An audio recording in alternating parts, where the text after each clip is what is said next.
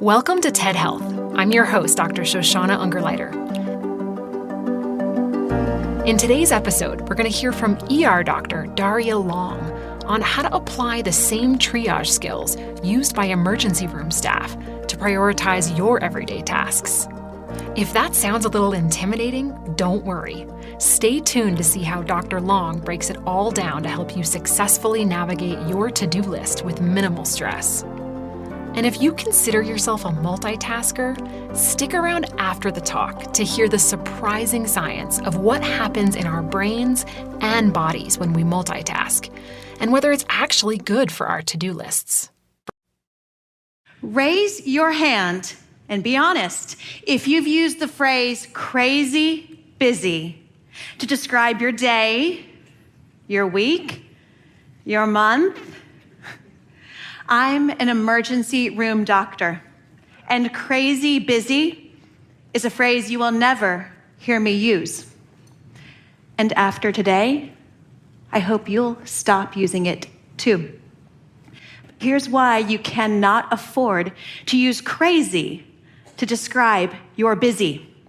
Because when we are in what I refer to as crazy busy mode, we are simply less capable of handling the busy. Here's what happens. Your stress hormones rise and stay there. Your executive function in the prefrontal cortex declines. That means your memory, your judgment, your impulse control deteriorate, and the brain areas for anger and anxiety are activated. Do you feel that? Here's the thing. You can be as busy as an emergency department without feeling like you're crazy busy. How? By using the same tactics that we use. Our brains all process stress in similar fundamental ways, but how we react to it has been shown by research to be modifiable, whether it's emergencies or just daily, day in, day out stress. Now contrast crazy busy mode with how I think of us in the ER, ready mode. Ready mode means whatever comes in through those doors, whether it's a multiple car pileup or a patient having chest pain while stuck in an elevator, or another patient with an item stuck where it shouldn't be, when you know you're dying to ask. Yeah? Even on those days when you would swear you were being punked, we're not afraid of it. Because we know that whatever comes in through those ER double doors, that we can handle it, that we're ready. That's ready mode. We've trained for it, and you can too. Here's how. Step one to go from crazy mode to ready mode is to relentlessly triage. In crazy mode, you're always busy, always stressed, because you're reacting to every challenge with the same response. Contrast that with ready mode, where we triage, which means we prioritize by degree of urgency. This isn't just a nice way to get your to-do list done. Work by Dr. Robert Sapolsky shows that individuals who cannot differentiate threat from non-threat and react to everything with the same response have double the level of stress hormones, which is why this is the first skill to learn. You can't take care of them all at once, but you don't have to, because we triage. Red, immediately life-threatening. Yellow, serious but not immediately life-threatening. Green, minor. And we focus our efforts first on the reds. Now hear this. Part of the problem in crazy mode is that you are reacting to everything as if it is red.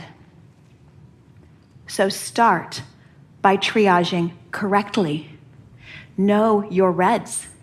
They're what is most important and where you can most move the needle. Now, it's easy to be confused by noise, but what is noisiest is not always what is most red. In fact, my severe asthmatic patient is most at risk when he's quiet. But my patient over here demanding that I bring her flavored coffee creamer, she's noisy, but she's not red. I'll give you an example from my own life. Last spring, my house flooded. My 1-year-old was in the ER. I was supposed to do a fundraiser for my 4-year-old's school, and the final chapter of my book was beyond late. Maybe not ironically, that was the chapter on stress. My red tasks were getting my 1-year-old better and finishing my book. That was it. Remember, relentlessly triage. The house flood repair? Well, once we had stopped and stabilized the damage, it was no longer a red. It felt red, but it was in fact just noise. Know your reds and do not let your non-reds distract you from them. By the way, it is liberating with a green task to every once in a while be able to remind yourself, that's a green task. No one's gonna die. It's okay if it's not perfect. Now, there's one last triage level that we use in the worst scenarios, and that is black. Those patients for whom there's nothing we can do, where we must move on. And although it is gut-wrenching, I mention it because you each have your own equivalent black tasks in your life. These are items that you must take off your list. And I think many of you know what I'm talking about. For me, this was the fundraiser. I had to step down. Because as we in the ER know, if you try to do everything, you have no hope of saving your reds. Step 2, to go from crazy mode into ready mode, is to expect and design for crazy. Half of handling crazy is how you prepare for it. So if step 1, we triage, step 2, we design to make those tasks easier to do. Science shows us that the more options we have, then the longer each decision takes. And the more decisions we have to make, then the more exhausted our brain gets, and the less it is capable of making good decisions. Which is why this step 2 is about finding ways to reduce your daily decisions. Here are 4 easy examples you can use in your daily lifestyle. Plan your entire week's meals on the weekend so that when it's Wednesday at 6 p.m. and everyone's hangry and requesting pizza, you have no decisions to make to get a healthy meal on the table. Automate. Never leave anything to remember that you could automate, whether it's scheduling it as recurring or saved list or recurrent purchases. Co-locate. When it comes to exercise, store all the equipment that you need for a certain activity together, charged and ready so you don't spend energy looking for it. And decrease temptations. For anyone driven by sugar cravings, anyone? Say aye, go ahead. That itself is its own form of crazy mode and self-medication for crazy mode. But stop working your willpower. Design differently. If a food is out of immediate reach, such that you have to use a stool to reach it, even when it's chocolate, study participants ate less without thinking about it. I know, let that sit for a second. Design to make the choices you wish to make easier. Which brings us to the 3rd step, to go from crazy mode to ready mode, and that is to get out of your head. Come with me, different story. I'm working in a small satellite ER. When a woman comes in labor, I realize that the cord is wrapped, not once, but twice around the baby's neck, and I'm the only doctor. I was scared, but I couldn't let it derail me. Because you see, we all get nervous, we all get scared, but it's what you do next that matters. That first feeling isn't the problem. It can be an important sign. The problem comes when we let it derail us, when that internal monologue starts and we catastrophize and we start to get that tunnel vision. That's how you think when you're in crazy mode, and you cannot solve anything that way. Now, I promise to come back to this story, but first, how do I get out of my own head? There are many tactics that you may hear, but for me, I find it best in the moment to actively put my focus on someone else, to deliberately make myself see the person in front of me, see myself in the arena with them. What do they need? What do they fear? And how can I help? This may sound like a whole lot of warm and fuzzy to you, but it's not. In fact, research shows that when you prime your brain with what is essentially compassion, we disrupt that tunnel vision and internal monologue. You widen your perception so your brain can actually take in broader information, so you see more possibilities and can make better decisions. Try it. Know that your internal monologue can derail you. And realize that when you get out of your own head, you get out of your own way. Now, what happened to that baby?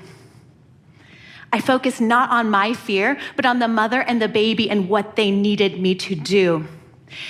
Got the cord off of the baby's neck, and a healthy, screaming, kicking baby arrived just as a dad ran in from the parking lot. "Hi, you have a son. I'm Dr. Darria. Congratulations. You want to cut the cord?" And for a moment, the strong cries of a newborn drowned out the beeps and the sirens that are the normal sounds of the ER. But there was also something else. Because when I walked back out of that mother's room, I saw several of my other patients hovering nearby. I suddenly realized that despite their own problems that had brought them to the emergency room, they had all come together to root for this baby, and they now together shared in the joy. Because that is what happens when you go from crazy mode to ready mode. Others notice. They want it too. They just don't know how. They just need one example, which could be you. Own the busy. But stop calling it crazy. You've always had that ability, but now you're ready. Thank you.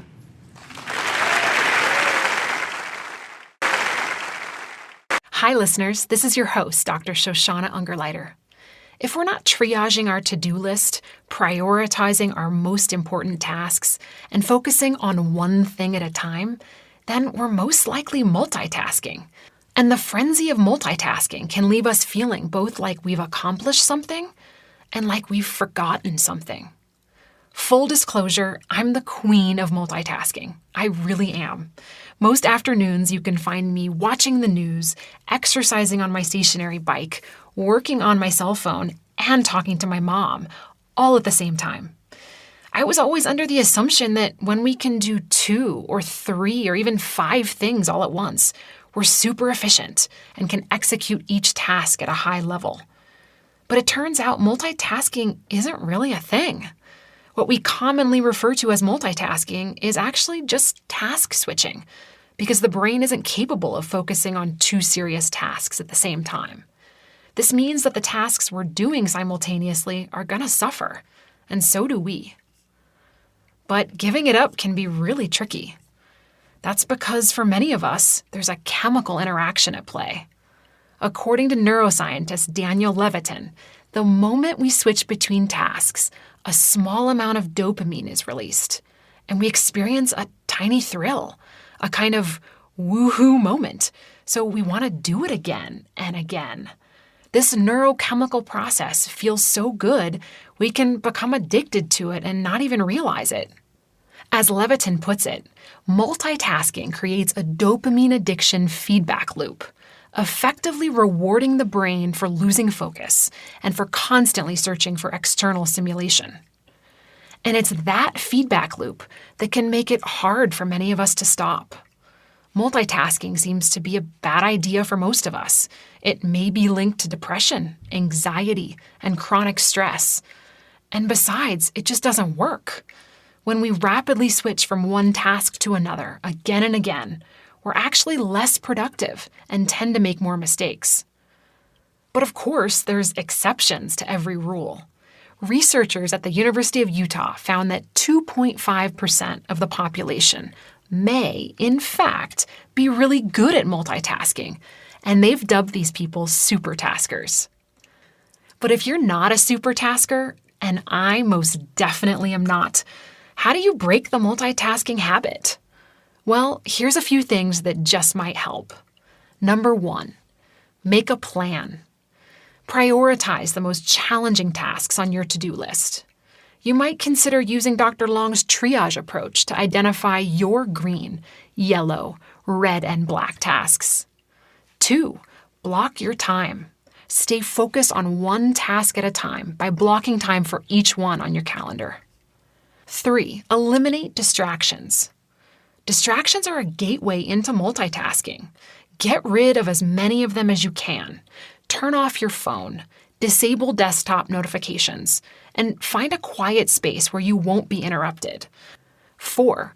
Practice mental discipline. Commit to focusing for at least 30 minutes on each task without switching. This kind of mental discipline can help you break the habit of multitasking. I like to set an alarm on my phone for 30 minutes where I only focus on doing one thing at a time. So these are the things that I'll be using to reform my multitasking ways. How about you? Do you have a good strategy for breaking the habit? Let me know on Twitter at ShoshUMD or on Instagram at ShoshanaMD, and be sure to tag us at #TEDHealth. Thanks so much for listening today. This episode was produced by Transmitter Media with help from Mitchell Johnson and fact-checked by Vanessa Garcia Woodworth. And special thanks to Grace Rubenstein, Anna Phelan, Sammy Case, Maria Lagius, and Colin Helms. I'm Dr. Shoshana Ungerleider. Stay well, and I'll talk to you next week.